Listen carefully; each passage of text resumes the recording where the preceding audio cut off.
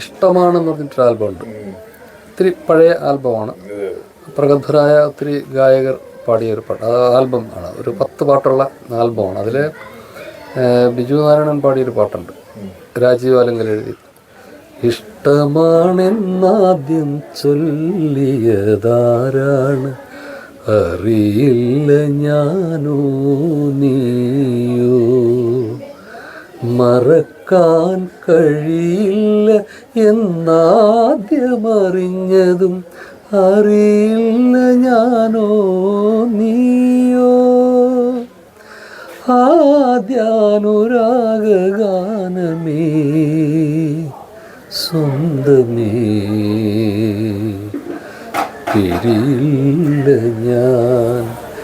ഈ പാട്ട് എനിക്ക് എന്താണ് ഒന്ന് ഈ മേഖലയിലൊന്ന് ചൂടുറപ്പിക്കാൻ ഒരു ബ്രേക്ക് കിട്ടിയ.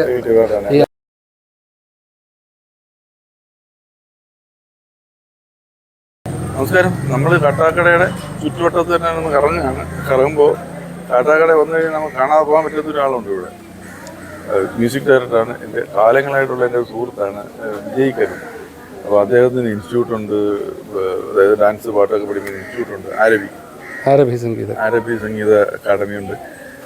മാത്രമല്ല നമുക്കിപ്പോൾ വിജയ് കരുണിനെയാണ് വേണ്ടത്. ആരബി ഒരു സൈഡ് നിൽക്കട്ടെ, നല്ല പ്രവർത്തനങ്ങളൊക്കെ നടക്കട്ടെ. വിജയ് സ്വാഗതം. സന്തോഷം. ഞാൻ കാട്ടാക്കട വന്നപ്പോഴേ തന്നെ വിജയ് അന്വേഷിച്ചു. കാരണം ഇവിടെ കാട്ടാക്കടക്കാരനാണല്ലോ, കാട്ടാക്കട വന്നിട്ട് വിജയെ കാണാൻ പോകാൻ പറ്റില്ല. ഞാൻ എൻ്റെ പരിപാടി അറിയാലോ, ഞാൻ കളിക്കവിടെ നിന്ന് യാത്ര തുടങ്ങിയതാണ്. കേരളത്തിൻ്റെ വടക്കേറ്റം വരെ ഞാൻ സഞ്ചരിക്കും. ഇതിനിടയിൽ പിന്നെ തിരുവനന്തപുരത്തിൻ്റെ ഒരു മുക്കുമൂലയൊക്കെ കണ്ടെത്തിയതേ ഉള്ളൂ. തിരുവനന്തപുരം തന്നെ കവർ ചെയ്യുമ്പോൾ എത്ര മാസം എടുക്കും. അപ്പോൾ എന്താണ് ഇപ്പോഴത്തെ പുതിയ വിശേഷം? പുതിയ വിശേഷം ചെറിയ വർക്കുകളും കാര്യങ്ങളും ഒക്കെ ഉണ്ട്. പിന്നെ ഒരു ആൽബത്തിൻ്റെ വർക്ക് നടന്നുകൊണ്ടിരിക്കുന്നു. ഒരു ഹിന്ദിയിലും മലയാളത്തിലുമായി ചെയ്യുന്ന ഒരു ആൽബത്തിൻ്റെ വർക്ക് നടന്നുകൊണ്ടിരിക്കുന്നു. പിന്നെ ഇൻസ്റ്റിറ്റ്യൂട്ടിൻ്റെ കാര്യങ്ങളും അല്ല, അങ്ങനല്ല, ഇത് രണ്ടും ഇങ്ങനെ സമാന്തരമായി കോൺസെൻട്രേറ്റ് ചെയ്യുന്നുണ്ട്. അങ്ങനെ പോകുന്നുണ്ട്, കുഴപ്പമില്ല. ഷോസ് കണ്ടക്ട് ചെയ്യുന്നുണ്ട്. കഴിഞ്ഞ മാസം ബാംഗ്ലൂർ ഒരു ഷോ ഉണ്ടായിരുന്നു, വലിയൊരു ഷോ. പിന്നെ ഷോസ് ഇതിനേക്കാൾ ഉപരി പിന്നെ ഈ പറയുന്ന മ്യൂസിക് ഡയറക്ഷൻ്റെ വർക്കുകളുമായി അതിലാണ് കൂടുതൽ ശ്രദ്ധ കൊടുത്തിട്ടുള്ളത്.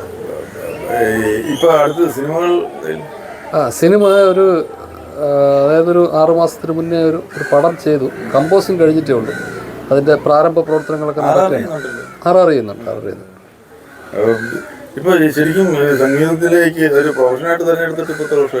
ഞാൻ 97 ആദ്യമായി സംഗീത സംവിധായകനായി അരങ്ങേറ്റം കുറിക്കുന്നത്.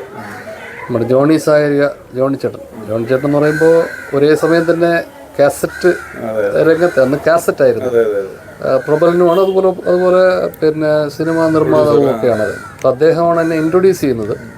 97 ആകുമ്പോൾ ഇപ്പോൾ ഏതാണ്ട് 27 വർഷത്തോളമായി. ഇൻസ്റ്റിറ്റ്യൂട്ട് തുടങ്ങിയിട്ട് അടുത്ത 2025 25 വർഷം. 2000 തുടങ്ങുന്നത്. എൻ്റെയും അഭിനയ ജീവിതത്തിന് 2000 ഞാൻ സ്റ്റാർട്ട് ചെയ്യുന്നത്. എനിക്കും 25 വർഷം അടുത്ത വർഷം. തീർച്ചയായും എനിക്ക് തോന്നുന്നു നമ്മൾ തമ്മിൽ തന്നെ ഏതാണ്ട് ഞാൻ വന്ന ഒരു കാലയളവ് തൊട്ടുള്ള പരിചയമുണ്ട്, ദീർഘനാളത്തെ പരിചയമുണ്ട്. കാരണം ഞാൻ ചേട്ടനെ അങ്ങനെ ശ്രദ്ധിക്കുന്നത് പിന്നെ ഏഷ്യാനെറ്റിലെ ഈ സമകാലിക രാഷ്ട്രീയത്തിനെ വളരെ മുൻഷി എന്ന ആക്ഷേപഹാസ്യ പരിപാടി വളരെ പ്രശസ്തമായ പരിപാടിയാണ്. അപ്പോൾ അതിൻ്റെ ഒരു വലിയൊരു നോട്ടബിൾ പെർഫോമർ എന്ന നിലയ്ക്കാണ് ഞാൻ ചേട്ടനെ. പിന്നെയാണ് നമ്മൾ ഡബിങ്ങും മറ്റു കാര്യങ്ങളുമായിട്ട് ബന്ധപ്പെട്ട് പരിചയപ്പെട്ടത്. അതെ, എൻ്റെ ആരബിയുടെ വാർഷിക പരിപാടികൾക്കൊക്കെ എത്ര തവണ വന്നിട്ടുണ്ട്. പിന്നെ അങ്ങനെ ഇൻസ്റ്റിറ്റ്യൂട്ടും ഒരു സ്ഥായിയായൊരു ഉപജീവന മാർഗം എന്നുള്ള നിലയിൽ ഇൻസ്റ്റിറ്റ്യൂട്ട് ഒരു സൈഡിൽ കൂടെ എപ്പോഴും നല്ലതാണ്. മാത്രമല്ല അതിനകത്ത് നമ്മൾ 4 പേർക്ക് അല്ലെങ്കിൽ കുറച്ച് പേർക്ക് ഇത് പറഞ്ഞു കൊടുക്കില്ലേ. നമ്മളൊരു വിദ്യ ഒരാൾക്ക് പറഞ്ഞു കൊടുക്കുമ്പോൾ അതിനകത്തുനിന്ന് ഫീസ് കിട്ടുന്നത് എന്നുള്ളത് ഓക്കെ. അതിനപ്പുറം വേറൊരു തൃപ്തി, നമുക്കൊരു തൃപ്തിയുണ്ട്. കാരണം നമ്മൾ പ്രതിദാനം ചെയ്ത മേഖലയിൽ തന്നെ നിന്നുകൊണ്ട് പ്രവർത്തിക്കാൻ കഴിയുന്നു. വേറിട്ട് സാമ്പത്തികം ഉണ്ടാക്കാൻ വേണ്ടി കല ഉപേക്ഷിച്ച് വേറൊരു ബിസിനസ് അല്ല. അതെ, നമുക്കൊരു ആത്മസംതൃപ്തി കിട്ടുന്ന ഒരു കാര്യം എന്ന നിലയിൽ തീർച്ചയായും ഇപ്പോൾ ഇത്രയും നാൾ കൊണ്ട് ഇപ്പോൾ 25 വർഷത്തിനുള്ളിൽ ഒരു 40,000 കുട്ടികളോളം പഠിച്ച് പോയിട്ടുള്ളവരും കഴിഞ്ഞവരും ഒക്കെ ആയിട്ടുള്ള വെച്ചാൽ എല്ലാ വിഷയങ്ങളും ഉണ്ട്. കലയെ അവർ പ്രൊഫഷനാക്കി എടുത്ത കുറച്ച് പേരെങ്കിലും ഉണ്ടാവും. ഒത്തിരി പേരുണ്ട് അതിൽ. നമ്മുടെ ഇൻസ്റ്റിറ്റ്യൂട്ടിൽ നിന്ന് പഠിച്ചിറങ്ങി ഒത്തിരി ഇപ്പോൾ ഈ മേഖലയിൽ തന്നെ നിൽക്കുന്ന സജീവമായി നിൽക്കുന്ന ഒത്തിരി കലാകാരന്മാരുണ്ട്. ഇപ്പോൾ സംഗീത രംഗത്ത് വല്ല അപച്യുതി അല്ലെ മൂല്യച്യുതി എല്ലാം വന്നിട്ടുണ്ട്. ഇപ്പോൾ ചിലരൊക്കെ പലതും പറയും. കാരണം പല റാപ്പുകളൊക്കെ വന്നിട്ട് അർത്ഥം പറയാത്ത വാക്കുകൾ, വ്യക്തമാകാത്ത വാക്കുകളൊക്കെ കൊണ്ട് പാട്ടുകൾ ഉണ്ടാക്കുന്നു. അത് ഒന്ന് കത്തിക്കയറുന്നു പോകുന്നു, അങ്ങനെയൊക്കെ സംഭവിക്കുന്നുണ്ട്. ഇപ്പോഴും നമ്മൾ ദേവരായ മാഷിന്റെ ഒരു പഴയ പാട്ട് കേൾക്കുമ്പോഴത്തേക്ക് ഒന്ന് ചെവിയാതു. തീർച്ചയായും എന്തെങ്കിലും ആ ഒരു മാറ്റത്തിന് എങ്ങനെ? അല്ല, ആ മാറ്റത്തിന് രണ്ട് രീതിയിലാണ് എനിക്ക് അതിനോടൊരു അഭിപ്രായം. കാരണം ഇപ്പം നമ്മൾ പലയിടങ്ങളിലും ഇതുപോലുള്ള പുതിയ തലമുറയോട് സംവദിക്കാൻ പോകുമ്പോഴൊക്കെ എനിക്ക് തോന്നുന്നത് ഇപ്പോഴത്തെ തലമുറയിലുള്ള കുട്ടികൾക്ക് നമ്മളത് കൊടുക്കാത്തതുകൊണ്ടാണ്. കാരണം നമ്മളിപ്പോൾ റിയാലിറ്റി ഷോസുകളിലൊക്കെ ശ്രദ്ധിച്ചറിയാം, ഈ ബാബുരാജ് മാഷിൻ്റെയും രവീന്ദ്രൻ മാഷിൻ്റെയും ദേവരായ മാഷിൻ്റെയും ഒക്കെ പാട്ടുകളാണ് അതിന് സെലക്ട് ചെയ്യുന്നത്. അതായത് ആ പാടുന്ന പെർഫോം ചെയ്യുന്ന ആർട്ടിസ്റ്റിൻ്റെ അളവ്, കലയിലുള്ള അളവ് എത്രത്തോളം ഉണ്ട് എന്നും ആ മാറ്റളക്കാൻ കഴിയുന്നത് അത്തരത്തിലുള്ള പാട്ടുകളാണ്. ഇപ്പം പിന്നെ ഈ ട്രെൻഡ് മാറി വന്നപ്പോൾ ചേട്ടാ ഇപ്പോൾ സൂചിപ്പിച്ചതുപോലെ തന്നെ വരികൾക്കൊക്കെ വളരെ നെഗറ്റീവ് ഷെയ്ഡാണ് ഇപ്പം ആദരാഞ്ജലി നേരുന്നു എന്ന് പറഞ്ഞിട്ട് വളരെ കൈയടിച്ച് പാടുന്ന, ഞാൻ ആ പാട്ടിനെ ആ നിലയ്ക്ക് ക്രിട്ടിസൈസ് ചെയ്യുന്നതല്ല, പക്ഷേ ആ സിറ്റുവേഷൻ സിനിമയ്ക്ക് ആവശ്യപ്പെട്ട് ഡിമാൻഡ് ചെയ്യുന്നതിനനുസരിച്ച് ചെയ്യുന്നതാവാം. അങ്ങനെ ഒരു കുത്തൊഴുക്കുണ്ട് പാട്ടുകളിൽ. ഈ പറഞ്ഞതുപോലെ കേട്ട് അങ്ങനെ നമ്മളെ തൊടുന്നില്ല. അത് അടുത്ത പുതിയ വേറൊരു പാട്ടുകളിലേക്ക് പോകുന്നു. മനസ്സിൽ തങ്ങി നിൽക്കുന്ന പാട്ടുകൾ തീർച്ചയായും ഈ പറയുന്ന ലെജൻഡായിട്ടുള്ള സംഗീത സംവിധായകരും എഴുത്തുകാരും, അതായത് പാട്ടിൻ്റെ വരികളും അതിനൊപ്പം സഞ്ചരിക്കുന്ന സംഗീതവും അതിന് അതേപോലെ അല്പവും ഭാവം ചോർന്നു പോകാതെ ആലപിക്കുന്ന ഗായകരും സൃഷ്ടിച്ച ഒരു പ്രപഞ്ചമുണ്ട്.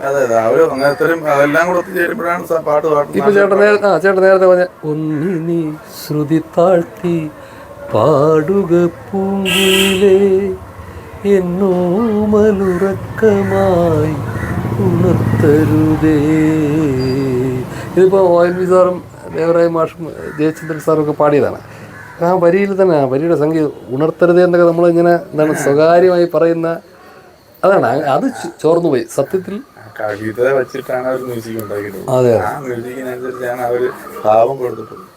തീർച്ചയായും അത് കറക്റ്റാണ്. ആ നിലയ്ക്കൊരു മൂല്യച്യുതി സംഭവിക്കുന്നുണ്ട്. പക്ഷെ അത് ആരും അത്ര കണ്ട് ഗൗരവമായി എടുക്കുന്നില്ല എന്ന് ഒരു അഭിപ്രായം എനിക്ക് വ്യക്തമായിട്ട് പറയാനുള്ളത്. ഇപ്പൊ പുതിയ തലമുറയ്ക്ക് ഇതാണ് വേണ്ടതെന്ന് ചിലർ വാദിക്കുന്നത്. അതിന് എനിക്ക് അത് ഖണ്ഡിക്കാം. പുതിയ നിങ്ങൾ നല്ലത് കൊടുക്കാത്തത് കൊണ്ടാണ് അവരത് എടുക്കുന്നതെന്ന് മാത്രമേ എനിക്ക് പറയാനുള്ളൂ. തീർച്ചയായും അതാണ് അതിന്റെ കാരണം ഇപ്പൊ നമുക്ക് ഇവിടെ മാർക്കറ്റ് പച്ചക്കറി നമ്മൾ ഉപയോഗമാക്കുന്നത്, ഇത് തമിഴ്നാട്ടിൽ നിന്ന് വിട്ടുപിടിച്ച് വരുന്ന പച്ചക്കറിയാണെന്ന് അറിയാം. നമുക്കിത് വാങ്ങിക്കാതിരിക്കാൻ പറ്റത്തില്ല. മീനും അതുപോലെ തന്നെ ഫോർമാലിൻ പോലുള്ള വിഷാംശങ്ങൾ അടിച്ച സാധനമാണ് നമുക്ക് കിട്ടുന്നതെന്ന് നമുക്കറിയാം. നമ്മൾ വായിച്ചിട്ടുണ്ട്, കേട്ടിട്ടുണ്ട്, ഒരുപാട് വാർത്തകൾ വന്നിട്ടുണ്ട്. പക്ഷെ നമ്മളത് വാങ്ങിച്ചു. നമുക്ക് നല്ലത് കിട്ടാത്തതുകൊണ്ട് നിങ്ങൾ നല്ലത് തന്നാൽ ഞങ്ങൾ നല്ലതല്ലേ വാങ്ങിക്കും. തീർച്ചയായിട്ടും അത് നല്ല ഒരു മ്യൂസിക്കിന്റെ കാര്യത്തിലായാലും സാഹിത്യത്തിനായാലും സിനിമയിലായാലും നല്ല കൊടുത്ത് നല്ല വാങ്ങിക്കും. അല്ലാതെ അവർക്ക് ഗീത കൊടുത്തിട്ട് ഇതാണ് അവർക്ക് ആവശ്യം എന്ന് പറയുന്നതിനകത്ത് അവർക്ക് ന്യായം ഉണ്ടെന്ന് ഒരു ന്യായമില്ല. കറക്റ്റാണ് ചേട്ടാ പറഞ്ഞത് കറക്റ്റാണ്. കാരണം നമ്മൾ നിർബന്ധിതമായി കേൾക്കാനും ആസ്വദിക്കുവാനും നിർബന്ധിതരായി പോകും. നമ്മളിപ്പോൾ ഈ വണ്ടി ഓടിച്ച് പോകുമ്പോൾ തന്നെ FM കൂടെയൊക്കെ പല പാട്ടുകളും കേൾക്കുന്നു. നമ്മളങ്ങനെ പെട്ടെന്ന് ബോധപൂർവ്വം ചാനൽ മാറ്റാനും നിൽക്കില്ല. ചാനലുകൾ മാറ്റിയിരുന്നാലും തടയുകയാണ്. അപ്പോൾ നമ്മൾ ചെന്നിറങ്ങുന്നത് എവിടെയാണോ ചെന്നിറങ്ങുന്നത് അവിടം വരെ നമ്മൾ ചിലപ്പോൾ അത് കേൾക്കേണ്ടി വരും. നമ്മൾ പ്രവർത്തിക്കുന്ന മേഖലയിൽ നമുക്കൊരു ലക്ഷ്യം, ഒരു ടാർഗറ്റ് ഒക്കെ ഉണ്ടാവും. തീർച്ചയായും എവിടെ എത്തണമെന്ന് വെച്ചാൽ എനിക്ക് സംഗീത സംവിധായകൻ എന്ന നിലയിലുള്ളൊരാഗ്രഹം നല്ല പാട്ടുകൾ എന്നുവെച്ചാൽ നമുക്ക് ട്രെൻഡിനൊപ്പം സഞ്ചരിക്കുകയും വേണം. ആ സിനിമ എന്ന മീഡിയ മാത്രമല്ലല്ലോ നമുക്കിപ്പോൾ നല്ല പാട്ടുകൾ പ്രതിഫലിപ്പിക്കാൻ കഴിയുന്നത്. നല്ല പാട്ടുകൾ വീണ്ടും ഒത്തിരി ആൾക്കാർ അവരുടെ മനസ്സിൽ നമ്മളിപ്പോൾ തൊട്ട് മുമ്പേ പരാമർശിച്ചതുപോലെയാണ് തങ്ങി നിൽക്കുകയും മൂളി നടക്കുകയും ഒക്കെ ചെയ്യുന്ന നല്ല കുറച്ച് പാട്ടുകൾ, ഒരു എണ്ണം പറഞ്ഞ കുറച്ച് പാട്ടുകൾ സൃഷ്ടിക്കണമെന്നുള്ളൊരു വലിയൊരു ഡ്രീമാണ്. പിന്നെ ഈ ഇൻസ്റ്റിറ്റ്യൂട്ടുമായി ബന്ധപ്പെട്ടാണെങ്കിൽ ഇപ്പോൾ എല്ലാ സബ്ജക്ട്സും ഉണ്ട്. സബ്ജക്ട്സ് മ്യൂസിക്, എൻ്റെ വെസ്റ്റേൺ ഈസ്റ്റേണും ഉണ്ട്, ഡാൻസിൻ്റെ എല്ലാ വർഷവും ഉണ്ട്, വെസ്റ്റേണും എല്ലാം ഉണ്ട്. ഗിറ്റാർ, തബല, മൃദംഗം, വയലിൻ, വീണ, ഫ്ലൂട്ട്, പിന്നെ ഈ പറഞ്ഞ കഥകളി എല്ലാം. പിന്നെ മാർഷൽ ആർട്സ്, കരാട്ടെ, കളരിയും കൂടെ ഉണ്ട്, എല്ലാം ഉണ്ട്. അപ്പോൾ ഈ എല്ലാ കലകളെയും ആ നിലയ്ക്ക് കൈകാര്യം ചെയ്തുകൊണ്ടൊരു ഇപ്പം നിലവിലുള്ള ഇൻസ്റ്റിറ്റ്യൂട്ടിനെ ഒരു ബൃഹത്തായിട്ടൊരു സംവിധാനം, സമഗ്ര ഇൻസ്റ്റിറ്റ്യൂട്ട് എന്നുള്ള നിലയിൽ, അതായത് ഇപ്പം ഒരാൾ ഇപ്പോൾ ഏതെങ്കിലും ഒരു സബ്ജക്റ്റ് മാത്രം എടുത്ത് പഠിക്കാൻ, അപ്പോൾ അയാൾക്ക് അത് മാത്രമേ കൈകാര്യം ചെയ്യാൻ കഴിയുള്ളായിരിക്കും, മീൻസ് താല്പര്യം ഉണ്ടാകും. അല്ലെങ്കിൽ അയാൾ 2-3 സബ്ജക്റ്റ് എടുക്കുമ്പോൾ ഫീസൊക്കെ മാറുന്നുണ്ടല്ലോ. അപ്പോൾ എൻ്റെ മനസ്സിലൊരു സങ്കല്പം എന്ന് പറയുന്നത്, ഇപ്പോൾ മ്യൂസിക്കിൻ്റെ ഒരു സ്പാർക്കെങ്കിലും ഉള്ളിലുണ്ട് എന്നുണ്ടെങ്കിൽ അയാൾക്ക് ചിലപ്പോൾ ഇൻസ്ട്രുമെൻറ്റ്സ് ചിലപ്പോൾ കൈകാര്യം ചെയ്യാതെ പോയത് കൊണ്ടോ പറ്റാത്തത് കൊണ്ടോ ഒക്കെ ആയിരിക്കും അതിൽ പ്രതിഭ അവർക്ക് തെളിയിക്കാനാകട്ടെ. ഏതെങ്കിലും ഒന്നിൽ കോൺസെൻട്രേറ്റ് ചെയ്യുന്നുണ്ടൊരു പാടാണ്. അപ്പോൾ എനിക്കിപ്പോൾ പാട്ട് പഠിക്കുന്നതിന് ഇപ്പോൾ അതിന് സംഗീത സംബന്ധിയ ഉപകരണങ്ങളുടെ ഒരു ഗ്രാഹ്യം ഉണ്ടാക്കി കൊടുക്കുക, ഒരു 4-5 ഉപകരണങ്ങളുടെ സ്വഭാവം എന്താണെന്ന് അറിയുക. അതിൽ അത്ര കണ്ട് പ്രാവീണ്യം നേടിയില്ലെങ്കിലും ഇങ്ങനെ മിക്സഡായിട്ട് പിന്നെ കാര്യങ്ങളെ പഠിപ്പിച്ചെടുക്കുന്ന ഒരു വലിയ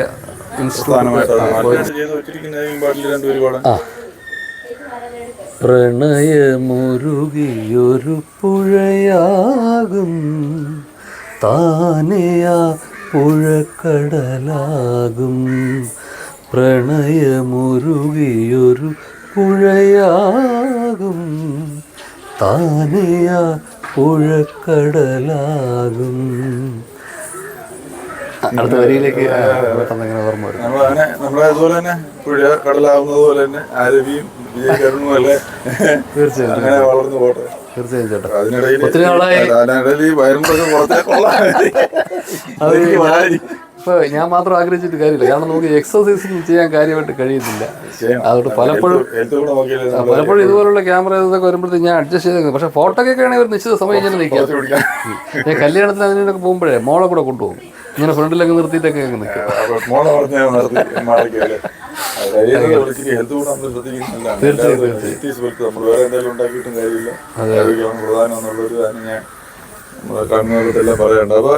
ചേട്ടൻ എങ്ങനെ ഈ ബോഡി ഒക്കെ ഇങ്ങനെ ത്യാഗങ്ങളാണ് മൊത്തത്തിൽ വേണ്ടാന്ന് വെച്ചിട്ട് ഭക്ഷണവും ഒക്കെ അത് ഒരുപാട് വേണ്ടാന്ന് വെക്കുക. നമുക്ക് ഇഷ്ടമുള്ളത് കഴിക്കാൻ പറ്റും, ഇഷ്ടംപോലെ കഴിക്കരുതെന്നുള്ള മമ്മൂട്ടിയുടെ ഒരു പോളിസി ഉണ്ട്. അതിനെ പിടിച്ചിരിക്കുക, ഇഷ്ടമുള്ളത് കഴിക്കും, പക്ഷേ അത് കഴിക്കുമ്പോൾ അത് തീർച്ചയായിട്ടും ഇനി അടുത്ത് നമ്മൾ കാണുമ്പോൾ ഞാൻ ഇതൊക്കെ കുറച്ച് വേണം, അങ്ങനെ വേണം. അതാണ് നമ്മൾ തമ്മിലുള്ള ഈ മീറ്റിങ്ങിന്റെ ഗുണമായിട്ട് ഞാൻ കാണുന്നത്. തീർച്ചയായും വളരെ സന്തോഷം ചേട്ടാ, ചേട്ടനായിട്ട് വർഷങ്ങൾക്ക് ശേഷം കാണാൻ കഴിഞ്ഞത്. ഇതൊക്കെ എന്ന് പറഞ്ഞാൽ ഞാൻ കേരള യാത്ര നടത്തിയത് മാത്രമല്ല, എന്റെ ഈ കേരള കോളിങ്ങിന്റെ സന്തോഷങ്ങളിൽ പ്രധാനമായിട്ടും ഞാൻ കാണുന്നത് ഇങ്ങനെയുള്ള മീറ്റിങ്ങുകളും കാണലും ഈ സന്തോഷം പങ്കിടലും ഒക്കെയാണ്. അത് നിങ്ങളിലേക്കും കൂടെ എത്തിക്കുമ്പോഴത്തേക്ക് നമ്മൾ അത് പൂർണ്ണമാകുന്നു. തീർച്ചയായും കേരള യാത്ര ഗംഭീരമായി മുഴുവിക്കട്ടെ. 10-15 വർഷം അല്ല അതൊക്കെ സുദീർഘമായി സഞ്ചരിക്കാനുള്ള ആരോഗ്യം ചേട്ടനുണ്ടാവും. ഗംഭീരമായി, കാരണം എത്ര വർഷത്തെ ഒരു അനുഭവ പരിജ്ഞാനമുണ്ട് മേഖലയിലെ. അനുഭവം കൂടി പോയതിന്റെ കുഴപ്പമുണ്ടോ? അപ്പോൾ ഗംഭീരമാവട്ടെ. സന്തോഷം. Thank you. Thank you. എല്ലാം നമ്മൾ നേരുന്നത്. Thank you. അന്ന് നാളെ കാണാം.